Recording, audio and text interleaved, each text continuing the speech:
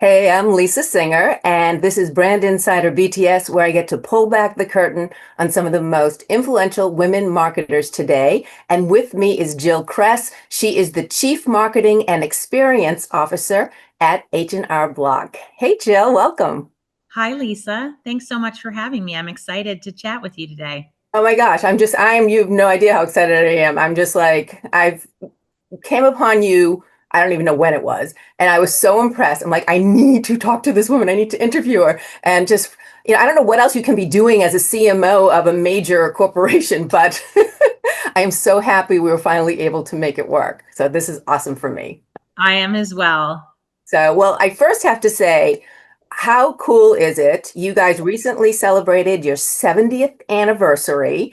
And how did you celebrate it? On the floor of the New York Stock Exchange, you and some other H&R Block leaders, and you got to ring the bell. So, I mean, how cool is that? And just tell me what the experience was like for you. It was such a wonderful experience. I'm so delighted that I had the opportunity. The New York Stock Exchange and the team there does such a wonderful job in making it a real milestone moment from the moment that we entered the building through the time that we left. They had signage, they had created a journey of the incredible and impactful timeline of H&R Block in its 70 years and key milestones throughout its journey. And you see it all the time, but you can't really appreciate the energy of what it means to be on that balcony, looking over the exchange and ringing the bell with amazing friends and colleagues. And, we had the CNBC team recording right underneath us with Jim Cramer going live. It was really wonderful. I had to go through some travel gymnastics to make sure that I was in town to do it. And when I left, I was so delighted that I was able to make it work, because knowing what a rewarding and fun and energizing experience it is, I now know I would have really hated to miss out on it. Well, yeah, and it's in some ways, from at least for most people, a one in a lifetime Oh, experience, yeah. So these are the kind of things you look back on and be like, wow, that was cool. So I think that that's awesome. It was really, really great. Well, I'm glad you were able to experience that. And I mean, you have had so many awards throughout. You were named one of Forbes' most influential CMOs. You were also on their entrepreneurial CMOs 50 list. And you also were New York Women in Communications on one of their Matrix honorees. And what I love, though, is you were recognized for your being a rule breaker. Okay, so I think that's awesome. That's really great. So I always turn it on you, not the work, but where have you, when is like when you made a major, broke a major rule, but I have stages in life. Okay, so as a young child, when did you really break a rule?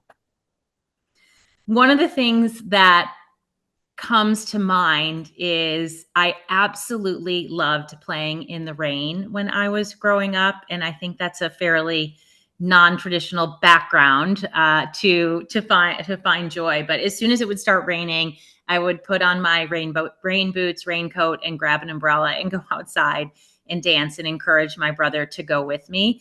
I think there was probably a little bit of rebellion and freedom because, as long as there wasn't lightning, my mom would let me go outside and play in the rain. Uh, so I think that's a good one. Yeah, no, and I love that you dragged your brother, little brother, older brother. Little, I'm the oldest. I have two younger brothers. Okay, so you are basically influencing your younger siblings to join in the rule breaking. So I love that. Where are you growing up? I grew up in Chicago. Okay, so all right, I get and I think your mom was very smart with the lightning bit. Of course, That- absolutely, yes. So as soon I loved hearing the thunder. I loved actually before the storm, like when it started getting dark, and then like you knew the rain was coming, but it just like to me that was my favorite time of it. Maybe once it started raining, I might run in. There's still something so cozy and magical about. I no longer like to play in the rain, but I do love to sit inside and have the fireplace on and enjoy the sound of a good storm coming. Yeah, no, I completely agree. Okay, so the next stage. Okay. I think when you were first getting started with your career, what was one of the first major rules that you broke? Let's see, as someone who was joining the workforce in the mid 90s, the style of attire for women at that moment was, dressing a little bit like a man in corporate America, those really unflattering kind of, navy and black corporate suits. And I remember when I started my first job, I went and bought a couple of those and they just were not my style. And so I think very early on, I redefined myself by breaking the norms of how, and I started my career in banking. So very conservative environment, but I really felt like there's something about how I express myself and bring my authentic self through my sense of fashion. And so I was most enamored with and still really enjoy a ruffle. So I, introduced a lot of, ruffle type blouses into an otherwise pretty plain fashion environment in the world of banking. But I thought that was really important because if you don't feel like yourself, I think it's very hard to show up as your authentic self. So those old school suits didn't get a lot of airtime from me. Well, and I think that's a really valid point where if you're not feeling comfortable in your own skin or how you're dressing, then you are going to not be you or maybe not be the best you that you can put forward. But I'm curious because, again, it's the 90s, it's banking. What kind of, like, did you ever feel that you had to prove yourself a little more, or did you get any negative responses to it, or how did you sort of navigate that? Well, I think it helped to define my brand as a marketer. I do think about the brand called you and the attributes that you have. And so I think it definitely established me as a little bit of someone who broke the rules, was more creative, and challenged the status quo.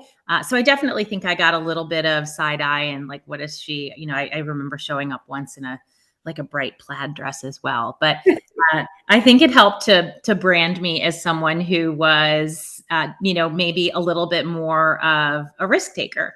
Yeah, out of the box thinker, sort of. Yeah, So differentiate you from the, rest of the suits kind of thing. yeah, exactly. Yeah, I love. It does take a little bit of confidence to think about those things and respond and kind of set your own mark. There was a woman who I'm still friendly with who had a great fashion sense and really had a flair for incredible accessories. And so I sought confidence in the way that she showed up. So you were able to, and I think though, especially as women starting out when you're younger, you want to fit in. You want to sort of follow what others are doing, and I think that takes a lot of courage for yourself to that you were able to do that. But then you also had that person maybe that you could sort of emulate and maybe gave you a little bit more confidence. I think you would have had it anyway, just from the little bit we're talking. But in general, like so, someone starting out today, how would you advise them? Because you there's an extreme and then there's this, like there are certain levels of it. Like where do you draw the line kind of thing? Such a great question. I have a 25-year-old daughter who has been working for the last 3 years, and it's a topic of conversation with my daughter and her friends as well. And I think there is so much in understanding who we are as humans that shape how we show up in the places that we work. And I think other topics that are really important in this day and age are things like how do you tap into your true self from an empathy standpoint? How can you bring your curiosity to work? And really understanding, what are the things that make you tick as a human. I feel like what I've observed is we thrive when we are able to do things that we're really good at, that we're really passionate about, and that matter to the firm that we're working at. That's that kind of, you know, sweet spot of like the intersection of where we can thrive. And I think encouraging people who are starting out today to understand what are the things that really bring them energy and inspire their confidence, and understanding how they can calibrate. So empathy is a good example. And I think, depending on the environment that someone who's starting their career is working in, it may be hard to assess how much of your, humanity, compassion, understanding you can bring to a role. So when I coach younger people, I talk a lot about the concept of gas and brake. Where do you kind of start to accelerate a little bit, test the boundaries, sense the reaction that you're getting from others, and then have the wherewithal to put a little gas on. And then, as you sort of suss out what the reaction is, put on the brake, assess how people are reacting. And I think generally, as long as you're calibrating and you are also being true to yourself, there's a really great opportunity for us to show up or, in the workplace for who we really are. And I think if that's not happening, it's a good signal that maybe you're not in the right place. No, I agree. I love that gas brake kind of analogy because I think that's such a smart advice. But I also, to your point, if you can't do that, if you can't test out different things, then as you said, maybe if 'cause maybe you're this really creative person who needs to be elsewhere, and that needs to be the case. So okay, so I have one more with a major rule that you broke, and as a leader, how did you first really break that rule? I think the thing that comes to mind is how much I've invested in personal relationships. I really believe that the more we know each other, the better we can work together. And I think today that may be more traditional, but I think growing up in corporate America, particularly for a young woman who was making her way in banking and then financial services, the role of impact and performance was really important from a corporate culture standpoint. I was really fortunate to grow up both as a human and an executive at MasterCard for over 20 years. And that was a culture that really valued a level of decency and being supportive and collaborative. And so I think that really allowed me to invest in relationships. But I would do unconventional things like, starting meetings with new people by really just focusing on getting to know them. When I would start a new role and I had, the opportunity to have 13 different jobs while I was there, I'd really, ask for our first meeting to not cover the work. It's really hard for people to come into a meeting and not talk about what they do and talk about their path to delivering results. But I really would work to first establish rapport, understand what people's values are. I think that's really important in how we establish rapport and get to know each other. And so I did a lot of, I think, what we would refer to today as chemistry checks with people that I was working with and around. And that made people a little bit uncomfortable because I think, particularly as Americans, we really identify our value and contribution through what we do and what we've contributed. And I am highly results oriented, but I think that relationship orientation is really, really important in a career. Yeah, well, it's also, I mean, as a leader, you're creating a team, and Exactly. and having that, you don't want to bring. I'm not saying that you're not going to because you don't maybe get along with someone. I'm not saying that they won't maybe get the position, but if you don't have a group of people who can support each other and want the best for each other, because that's really the only way you're going to get things done quickly and successfully. So really, it's a smart idea to kind of do that initially with also getting the results into play. Absolutely. I think about my legacy not only through what I've done, but the impact that I've had on the humans that I've had the incredible fortune to work with. And having transitioned through many different roles now in my career, it's the people and the relationships that you end up taking with you. And so I do think, it is both what we deliver for our shareholders, for the firms that we work with, but it's also the impact that we have on the humans that we work with. And I'm really fortunate we're doing really meaningful work at H&R Block on the executive leadership team on the legacy of impact. We have a very clear commercial set of OKRs that we operate to, but over the last 2 years, we've invested in building a better culture, and it really starts at the top, and we've spent as much time on how we show up for our people. And so I think that's another example of understanding your values and looking for places to contribute where your values are welcomed and allow you to really lead from a place of authenticity. Well, yeah, and I remember seeing on your post as I do my snooping, and recently, just I don't know, the last couple of days, whatever, you guys are back on a list of one of the best companies to work at in a financial institution. You'll have to remind me of who puts out that list, but having that kind of attitude, with H&R Block feeling that way and trying to, really create this kind of atmosphere. Also, I know that you guys have a, what's it called, block reboot, where you give people a week off where they can kind of reconnect with, or disconnect and then reconnect with what's important to them. So all of that, I'm sure, contributes to one, getting, again, back on the list and rising up in it, but also creating that kind of atmosphere. So I think that's really an awesome thing that you guys are doing. Absolutely. And yes, it is. It was a great places to work recognition.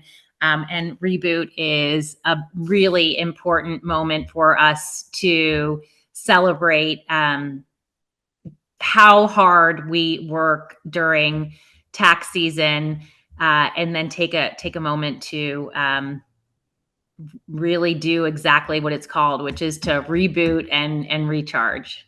Yeah. Well, I have to ask you then, how do you reboot? Like, what makes you be more, re-energized and ready to get back at it? I am definitely a person who thrives in the world. Before COVID, when people would ask where I lived in a very cheeky way, I would respond and say, I live in the world.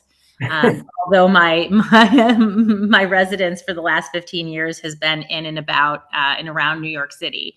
Mhm. And so I really get my energy from experiencing new cultures and spending time with people that might have, diverse thoughts and different ways of experiencing the world. So I tend to like to take that week where really from the top down, no one checks in, and we set the example as an executive leadership team and not reaching out to our associates unless there is an absolute emergency, to Yeah. travel somewhere and to we as a family collect experiences. We've had the good fortune of traveling to over 50 countries as a family. We love discovery. We love trying that was much easier to do because we lived in Europe as a family for 4 years. So it sounds probably a little bit more ambitious than it was, given that, we could drive Oh, from, yeah. yeah, we could drive from Belgium to the Netherlands to have dinner when we lived there.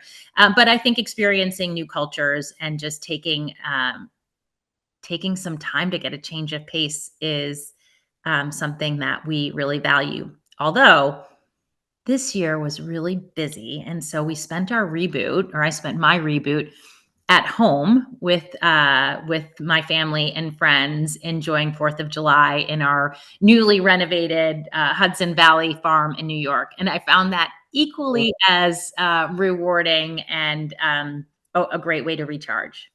Well, and as you said, newly renovated, so a new area for you. So it's another place to explore when I'm sure as Absolutely. a busy lifestyle, maybe you don't get as much time to do that. That's right, for sure. And that was really a wonderful part of the experience, was having the opportunity to really discover and do that in a way where I didn't feel like I was needing to check in and and do work at the same time. Yeah. Well, I have to ask, like, with all the countries you've traveled to, what was your favorite, or maybe even your favorite experience? It doesn't necessarily have to be the favorite country. Oh gosh, well, I think I have an answer. I really enjoy Brazil as a country. I love the energy of the people there. I love the food. I love the culture. And so that is a place that won me over through going there for work and then discovering the city I probably like the most is Rio. And so that's probably one of my favorite places. I would say followed by Croatia. My grandfather was from Croatia, and we had the opportunity to go back to Croatia when I was in high school with my grandfather, and recently went back with family and my dad before he passed to really enjoy Croatian culture. It's so special, and I really feel at home there. And if you haven't explored the southern coast of Croatia, it's truly magical and picturesque in a way that is hard to describe, even in really great photos. Well, just the way you're glowing as you talk about it, it sounds awesome, magnificent. So I would love to. That needs to get on my list. I wouldn't have thought to that as being one of. Oh, it's really it's really really wonderful. That sounds great. Well, I want to get back to your career. You mentioned about being at MasterCard for 23 years. Yeah. So, and I think that's learning of itself for people because you don't see that a lot. Like you people tend to move around a little bit more. You don't see, especially in the marketing industry. Yes. It's a little bit more. You to get moved to the next level, you need to move to another company. That's most resumes when you look at that. But you were there for 23 years, so you had to navigate yourself to not just stay put, to be able to move within that, and then you go on and you were at what? National Geographic, which you must have loved that with all your travel, and Yeah. PayPal, and here you are at H&R Block, which for a CMO, that's very small amount of companies that you've worked at. So, well, first when you were starting, because it's in the financial industry, was your goal still, was it marketing and in finance, or was it financial and then you ended up falling in love with marketing? Like, talk about your path and really what you envisioned for yourself and how you got to where you are today. Yeah. I wanted to be a marketer from a very young age. My dad worked at Quaker Oats, and so we always had new product samples in our house. And I was a child of the 70s. And so I grew up in a lean into television mode and was obsessed with commercials and used to write my own jingles. I think I thought I would be a Madison Avenue creative type. It turns out that I'm actually much more of a strategist. I can't really write a piece of copy to save my life, although AI is definitely Yeah, I helping. can help you now. Yeah, exactly. And so I wanted to be a marketer, and I brand myself an accidental marketer through the choices and decisions that I made in my career. I interviewed for roles in CPG firms where I thought I would get great marketing training coming out of school, but that was in the early 90s in a previous recession. And the job offer that I had to do that was rescinded. And I was really turned upside down thinking, what am I going to do? And I took a job at a bank in Chicago, and I went through a management training program. I think what I was able to do there was to realize the value of like raising my hand to take the ball and run with it. And the head of marketing went on maternity leave, and I asked to step in on some critical projects, one of which was launching a MasterCard program. So I got to work with the great people at MasterCard who ended up recruiting me, and I thought I had really hit the jackpot. I started out at a moment when MasterCard was believe it or not, a not-for-profit. And over the course of those 23 years, we became a for-profit company. We then had a very successful IPO, and then it is now one of the most well-regarded tech companies out there. And I think, without going into a long summary of career, 23 years well lived, it was about raising my hand, breaking the rules, asking for different assignments, leaning into, I talked about that trifecta earlier of what you're great at, what you're passionate about, and what matters to the firm. I was always looking ahead to say, like, where is the trend going? What matters to this company, and how can I be a part of it? And I didn't start out in marketing. I started out in commercial roles. I spent more time in sales at MasterCard than I did in marketing. But of course, at the heart of being a great salesperson is understanding your customer and value prop articulation. And, through lots of different things that I did, I ultimately successfully found myself in a marketing role, first in B2B marketing and then in consumer marketing, and had the opportunity to run MasterCard's priceless platforms on a global basis. And that led to me getting calls for CMO roles. And I was really both a little bit caught off guard and excited. I loved MasterCard. I didn't want to leave. And I was getting calls for a lot of financial services marketing roles when I got the call from National Geographic. And to your point, as someone who loves the world, and as I got to know what National Geographic stood for, it actually covers the 4 layers of geography. But the thing that was really interesting to me was the opportunity to demonstrate that I could do something in a different category, in a different industry, as someone who was very familiar with the media landscape. To actually go to a media company, National Geographic was a joint venture at that time between the original not-for-profit society and 21st Century Fox. It was this amazing and wonderful collision of profit meets perfect, profit meets purpose. We had the Murdochs on our board. I learned so much about how do you transform a legacy brand. We had a big push to take the brands that we and the properties and products that we had into more digital experiences. We were the most followed brand on Instagram. We hit 100 million followers. And so it was really fantastic. I worked on marketing some of the world-class content that National Geographic produced at the time, including working on the marketing for Free Solo, which was their Academy Award-winning documentary of Alex Honnold's free solo climb up the top of El Capitan. So it was just such a robust set of experiences, and I learned a ton in that.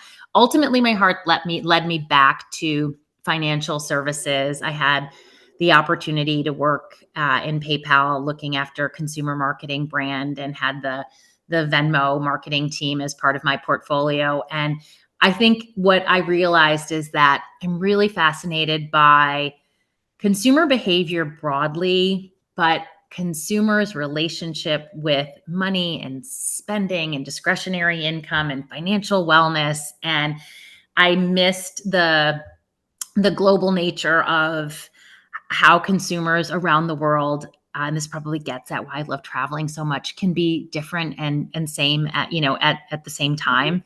And it was incredible to work at PayPal in that moment of incredible growth, particularly over COVID, where everyone was paying for things online, and we were managing relationships with 400 million consumers around the world who were PayPal customers. I learned growth marketing and direct to consumer marketing at a scale I never could have envisioned. And that was a big part of what I started to learn when I was at National Geographic. It was really amazing. And when I got the call for this amazing role that I'm in right now at H&R Block, at first, I was like, gosh, I don't know, taxes and Kansas City, and it's not really a global firm like some of the other places that I've worked at. But I had a meeting with the CEO, Jeff Jones, who was an iconic marketer before he was a CEO. He was chief marketing and experience officer at Target and worked at The Gap, and Leo Burnett. And I found someone who had not only similar values to me, but understood the importance of the consumer and of connecting marketing to the customer experience, and having one of these roles that went beyond just thinking about the role of the brand and communications and content, but really thinking about how we understand the consumer and think about the experience before, during, and after the moment of interaction or the moment of truth. And then as I started to learn about H&R Block, and it was getting all these accolades for being a great place to work. And you mentioned earlier the recognition that we just received, which was actually Fortune's best places to work within the financial services and insurance category. So we continue to be a place that is just recognized for the culture that we build, and the fact that we're working to provide such a valuable solution to Americans around what is the most important financial moment of the year for most Americans. 75% of Americans get a refund. And so it is a moment that they anticipate, that they plan for, that is stressful. And through the lens of the customer experience, what has been really interesting is to think about and change the way we think about what we're doing. And to summarize that, well, what we do is largely taxes. That's not exactly what customers are buying from us. They're actually buying what we've distilled down through understanding data and looking at the signals that we get from customers and talking to them. Because it's such an important moment, we distill it down to what we call the 4 E's. They are buying expertise to ensure that they maximize their outcome. They definitely want it to be easy for them. They want to ensure that they have the right expectation on what they're going to pay. So that's helped us to do a lot of work on price to value.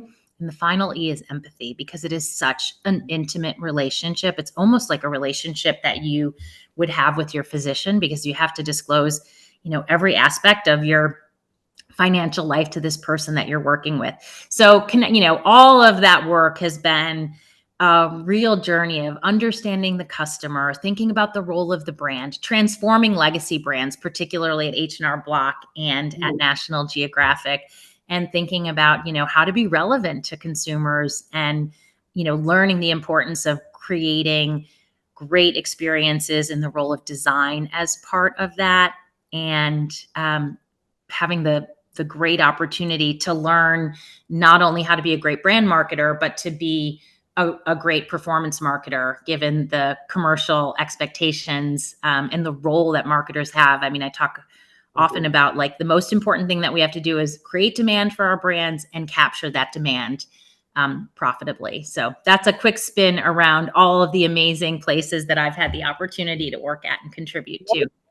And I think that's so important. I mean, I think two key points that I think come out of that is about raising your hand and knowing, even, being yourself, raising your hand, keep moving forward. But also, I love what you said when H&R Block came to you. You didn't think it was the type of organization that it had enough cachet, maybe, or whatever you thought your next step should be. But you gave it that chance to meet with them at least. And then it turned, so maybe it's not always the biggest and best, but it's the one that's most suited for you and your personality. And I think that's so key, a key point for anyone, moving through the ranks and determining what job do I go to. Maybe it's not the one that looks the best on the paper. So, but I want to ask you, because I only have time for one more question, and I want to ask you, is there something about you that maybe people would be surprised to hear, maybe a hidden talent or something you like to do that's on a personal level, not in work, that people might say, oh, really? Like, she plays the tuba? I don't know. Like, what? I wish I played the tuba. I wanted to play the trumpet when I was younger. I think something that people would be surprised to know, and I think it falls right back in that category of taking risks, is I am a new entrant into the spirits entrepreneur category. My husband and I have recently taken over a company up here in the Hudson Valley called Hedda Glug, which ties back to our curiosity and passion for travel. It's a long story, but we had the opportunity to meet a friend up here. He and his brother had built this business. Glug is mulled port wine, and it's a Norwegian tradition over the holidays and over the winter months to mull your own glögg. And when someone comes to visit in the winter, you give them a little tiny espresso type cup of this, like, mulled warm spirit. And they were really at a phase where they were looking to get to the next phase of growth. So my husband's running the business operations and I'm side hustling, thinking about how we can grow this product, which the branding is amazing. The product is excellent. And it's been such an interesting growth opportunity, because what I've learned about entrepreneurship is it's so much more than the product itself. The real spirit, to make that pun, the real spirit of being an entrepreneur is the the community that has supported us and creating with other makers up here in the Hudson Valley. And so that has been something that's been really rewarding, and I think a new part of my identity.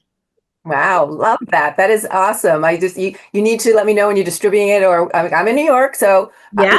say a tasting. I'll drive up. Oh, I love it. It's all over the Hudson Valley, and it is really it is a really delicious product, and well, mostly enjoyed over the winter. So we're coming on that season, and it also works quite well as a spritz. Just to put a little plug in for my head up, but it's really been a fun and rewarding experience. No, it sounds it. So I love that. So Jill, oh my gosh, this has been so great. I so enjoyed talking with you. So I really appreciate it. Thank you so much for taking the time. Thanks for having me, Lisa. Yeah, and thank you for watching. And if you know anyone that you want me to pull back the curtain on another amazing woman marketer, please let me know and I will do my best to get her. So thanks again for watching. And Jill, thank you.